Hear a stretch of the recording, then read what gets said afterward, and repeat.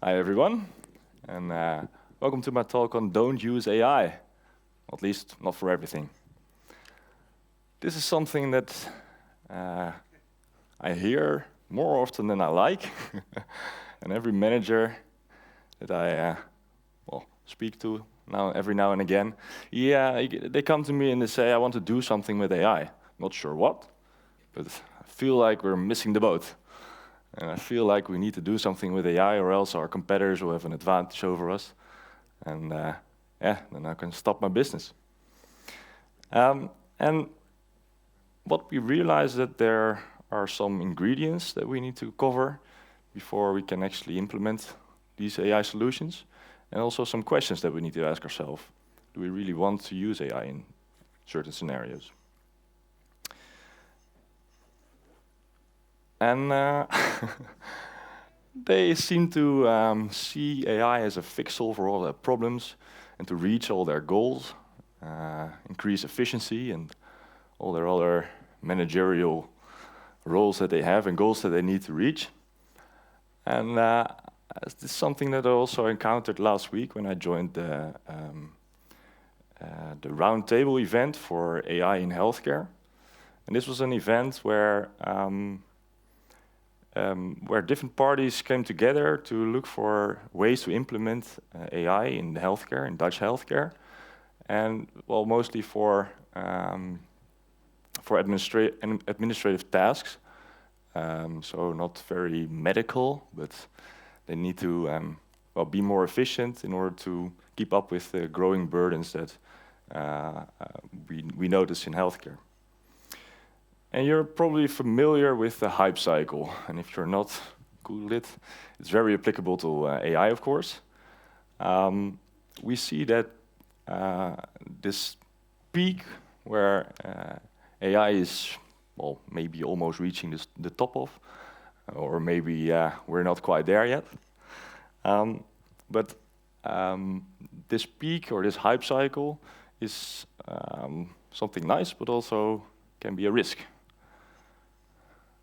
for organizations to throw all their money in and try to fix everything and see all the expectations, see all the promising situations, but failing to convert and failing to reach their goals or to think explicitly about how to implement all these AI possibilities.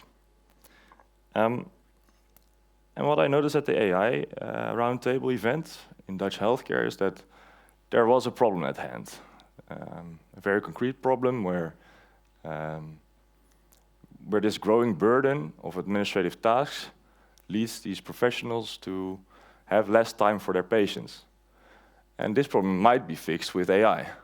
So it's very wise to look at all the possibilities and see whether we can make an effort, make some solutions, come up with some solutions that are applicable.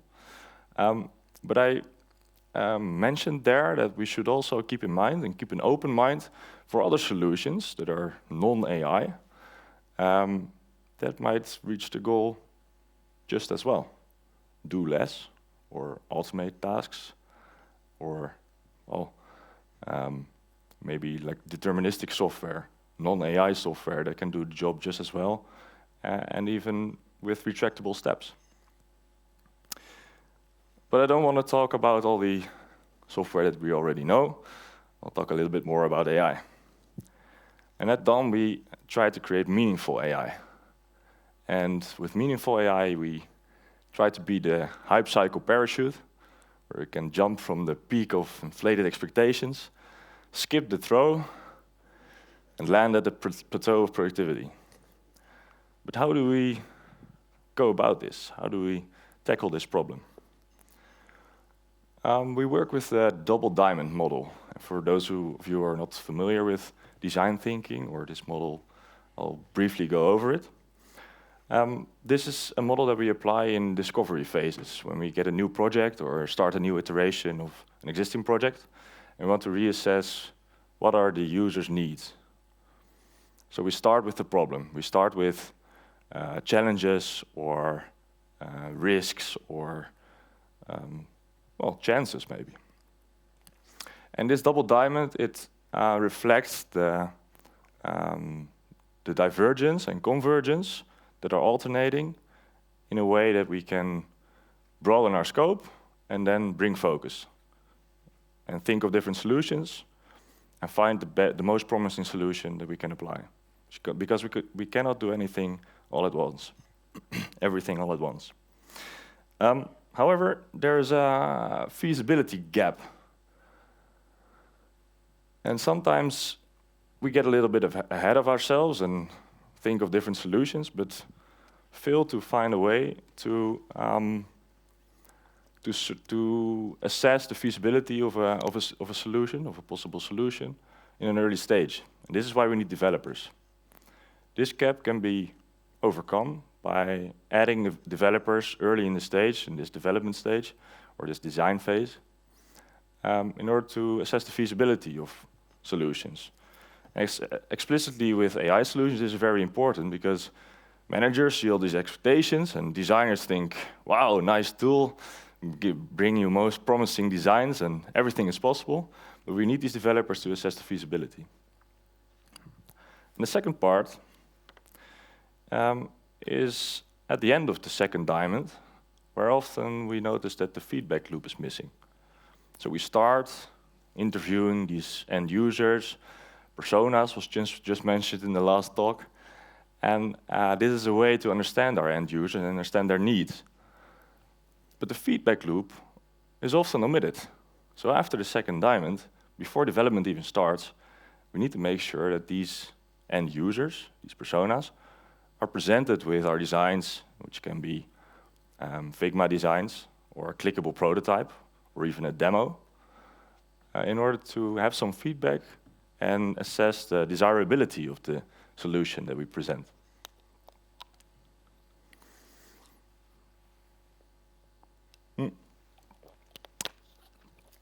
And CRISP-DM is a second model that we apply, or a methodology, I should say.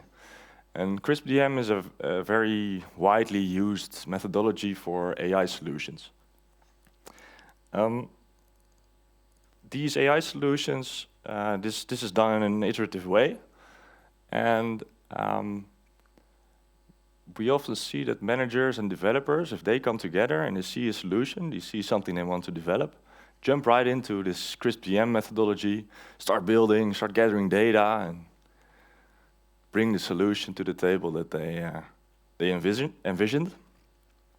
But I sometimes tend to forget to think about the actual user's needs or the targeted end users. So this is where the third gap arises. The validation gap. Validation gap where, or well, not necessarily the validation gap, but the desirability gap. So we skip the desire of the targeted end users and we jump right into the solution. And this is something that data scientists, I call myself a data scientist, or well, at least I did my master's in data science, and we data scientists, or perhaps men in general, we're problem solvers. And sometimes unwanted problem solvers. My wife especially hates this when I do this. When she describes some problem that she's dealing with work or something, I jump right to solutions and I throw all these different solutions in her face. But sometimes it's better to just kick back and listen, and just hear her problems and hear her out, and help her in some way of trying to understand what she's saying. And I think we can learn from this. Learn from this in data science. And don't jump straight into the solution just yet.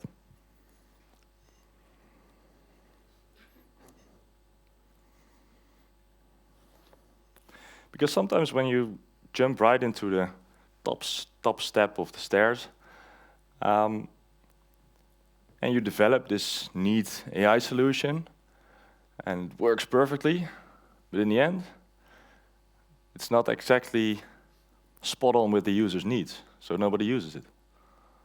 Bit of a pity. Quite an expensive pitfall. So there's this kind of a sweet spot where desirability and viability and feasibility, where they meet. I think you all know how to read Venn diagrams, so you know that there is some sweet spot right in the middle, where these three circles overlap. And if we bring these three parties, in any form that they may arise, if we bring those three parties to the table and find that sweet spot that's in the middle, that's where solutions become their most powerful. And we thought of a combined model. So how can we combine design thinking and CRISP-DM, or any AI methodology that you might prefer? How can we combine those two to overcome the gaps, the three gaps that I just mentioned? And we came up with, we have no name for it yet, so if you have any suggestions, let me know at the end. But the thing of combining these two models is that we involve developers in an early stage to assess the feasibility. And we bring in this end-user feedback. So we present our targeted end users with a clickable demo or another prototype. And afterwards, if the solution is indeed a desirable solution, we start building following this CRISP-DM methodology. And hopefully, if all goes well, and if we find a proper solution, and something that I like to hear is problems looking for a solution as compared to solutions looking for their problem, which seems to be the case with AI these days. We have all these different solutions and expectations, but they fail to find the problem that actually matches where they can be put into practice. So to use AI should not be a goal on its own. But how do we go about this? How do we assess this AI feasibility? We used to work with 4 useful questions. These are, does a human know how to determine the output in a few seconds? Secondly, has anyone attempted anything similar in the past period of time? How often does my prediction need to be correct? And lastly, is the right data available? And I say original because we have some new questions, and due to the rapid development of AI models, not all of these are applicable these days, sorry. But is the right data available is still a very prominent question, and something that we need to cover before diving right in. And the quality of this data is, as you might know, very important. But luckily they found a solution for this, or at least partly a solution. They just train the whole thing on the whole bloody internet and everything that you can find, and see what works. This is what they did, and this is what all these LLMs that we're used to now, and why they perform this good. But to make useful solutions for the domains that our customers work with, it might prove to be difficult to find the right data. So who is responsible for the output? That's the 4th question that we added to the previous 4 questions. Skip the first one because with reasoning and AI models being able to reason, the output doesn't necessarily need to be able to be presented in a split second. But the responsibility for the output has become more and more important. And we noticed this in healthcare especially. Can you hold the developer of the AI model responsible for the output? My personal opinion is no. There should also always be some kind of expert on the field who uses this AI model as a tool in their toolkit and takes responsibility for the output. We'll get back into that later. So when to use AI? When you have some data, and if you're lucky, then it's high quality data. When you can define what metrics should be used for success. When the end user can validate and correct the output. And there are also some occasions where you might not want to use AI, such as when simple heuristics or deterministic algorithms, like classic software, non-AI software, when they also work and might even work better or be more explainable. Or when you have no data, or you can't create a sample data, or when it's not viable to create all these data, might be a bit expensive. And we'll also go over this desirability issue. So we covered feasibility. How can we aid our developers in choosing which solutions are feasible and in an early stage, so that we can go along with the most promising ones. But we also need to take into account that the users part of this Venn diagram are covered. And this desirability, we have 4 pointers, 4 design for trust pointers, where we can increase the desirability of using any AI model in our solution. And the first thing that we take into account is the model explainable? And, well, you might say LLMs are not explainable because it's a black box model, but you can also find ways to make the model more explainable. And an example, a simple example that I like to use for this explainability is bounding boxes. You probably know image recognition, and you know how they present it these days. And they present the objects that they recognize with these colored boxes, bounding boxes that they present around the object that they recognize. And this is something very helpful to help you understand and help explain the models and what they recognize. Try to make models unbiased. And I explicitly say try because some say that this is utopia. But try to make models unbiased by bringing balanced data to the table. Train the model on different scenarios and make them balanced so that the model doesn't converge into choosing a certain prediction more often than it should. Thirdly, transparency. Be transparent about when you're using AI in your solution, and also on, for instance, confidence intervals or confidence percentages. So these models tend to be able to explain their confidence in a certain prediction. So if you present this to the user, they might take this into account when they assess the output. If you present a prediction and you combine this with, I know this for 95% accuracy, then that helps the user to interpret this result. And lastly, human validation. And human validation is the thing that I think is one of the most important things to combine in our software solutions. And these are ways for the pilot, for the end user, to make adjustments to the output that the model presents you. And this is done, for instance, in Cursor. And the thing that you might have encountered, where you can vibe code as they call it now. You can prompt your way into developing all these applications. But the nice thing is that as a human or as a user, you can always correct the code or tune it where necessary. So this human validation is extremely helpful when it comes to AI.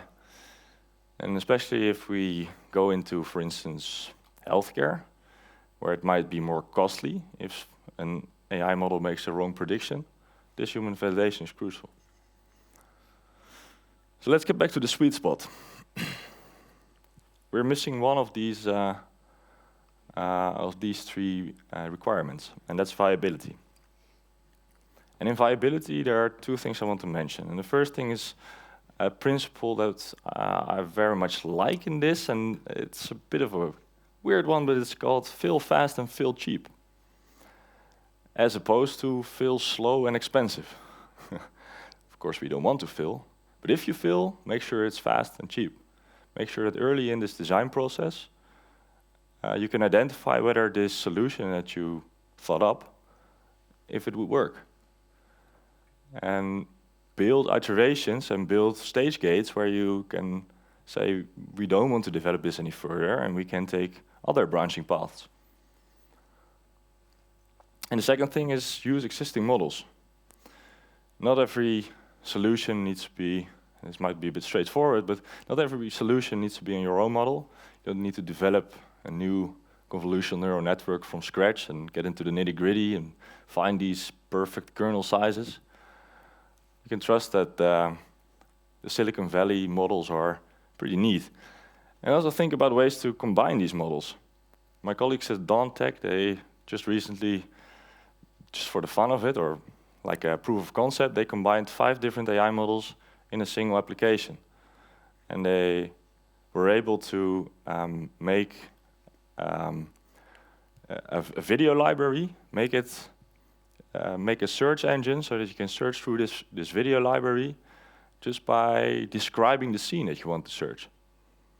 And they use different techniques like object recognition, speech to text, text to speech, in order to be able to find all these elements in a video and be able to search through this video. So you can search for a scene where someone rides a bike through Amsterdam, for instance.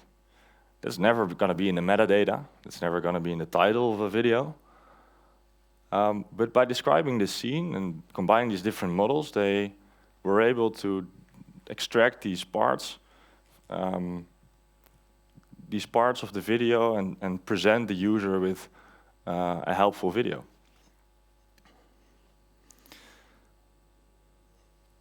And getting back to the fail fast, fail cheap, I'd like you to ask a question that you can ask yourself. Are you under-failing? Are you failing? Are you not failing enough? Are you putting yourself out there? Are you trying new things? Like myself, I'm presenting this talk first time on a stage like this. Perhaps it will go nice. Perhaps you'll see me fail. We never knew before just now. But try to put yourself out there. And if you realize that you're not failing anymore, perhaps you've become so comfortable in your comfort zone that you don't learn from these new experiences.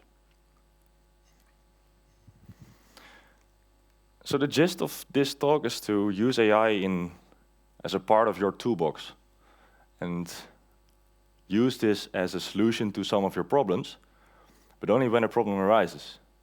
And be able to spot the opportunities for AI, but also keep an open mind to other solutions, which might work just as well or even better.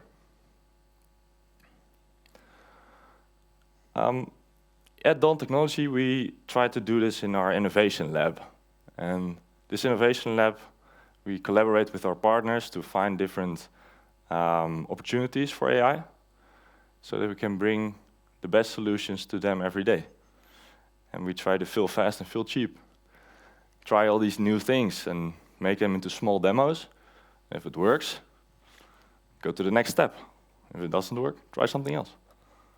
Good fun. So I'd like to end with use AI, but not for everything. Thank you.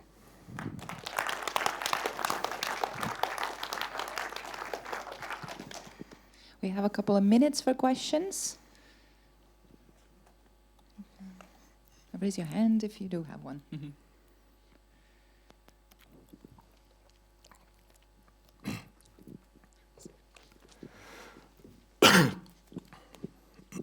And also feel free to contact me after this talk. Thank you for your talk. You say use AI, but not for everything. Do you have some concrete examples what you've used AI for, aside from coding?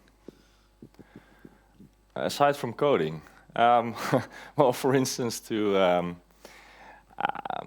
help me think of keywords to put on my card, to help me remember the gist of my talk. So I wrote, well, not the full speech, but I wrote some sentences that I like to address, like to make make a playthrough of this talk, and I asked AI to put it into keywords. And I had to iterate this prompt for 2-3 times before it got it just right. Yeah, so that may be an example for just now. Thanks for your question.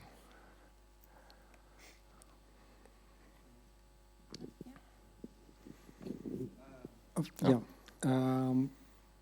So continuing that question, I was wondering if you, for customers of Dawn, did you already use AI in applications, systems? Yeah, let me think of the most or the best use case to present. I think most of these things that we spot are, for instance, search engines, like not your conventional search engines. And this is a very broadly applicable use case. And almost every company finds a problem for this or has an experience with this. They try to search within their scope, within their sector. For instance, this video library, but also different, all these different files where they store ways of working. And if you combine all these files and you want to search specific parts, help them in finding the thing that they need. Thanks. Hi. Hi. So you were talking about failing fast and failing cheap. For you, what's how does that look like? Because I always see a failure can just be just a stepping stone to the solution. Mm-hmm. So at least for me, it's not about failing and then stopping, but I'm wondering what does that look like for you? When are you like, okay, this failed, or when are you like, oh, I can still keep going? It's still cheap. Yeah, it's a nice nuance to the thing that I mentioned, and it's good that you pointed that out because failing doesn't mean stopping the project. It means search in different directions. Maybe another occasion where we did eventually stop the project is exactly the thing that I started with on my first slide. We had this company and they wanted to do something with AI, and it was a school or in teaching, broader sense, and they wanted to do something with AI, and they specifically asked us to help them do something with AI. And we started this double diamond process, and we got into what are your users' needs, and they want to help or prevent their students from dropping out. But we discovered that this solution or this problem didn't have the AI as the best solution to that problem. But they were so focused on doing something with AI that we had to stop the project. And they specifically asked us, and they didn't mention that we're also in parallel doing all these other projects to find other solutions. They didn't tell us, only after the end. They thought, hey, you're an AI expert, what can we do with AI? And so we noticed that this didn't match the way that we look at these things, and that's why I had to stop the project.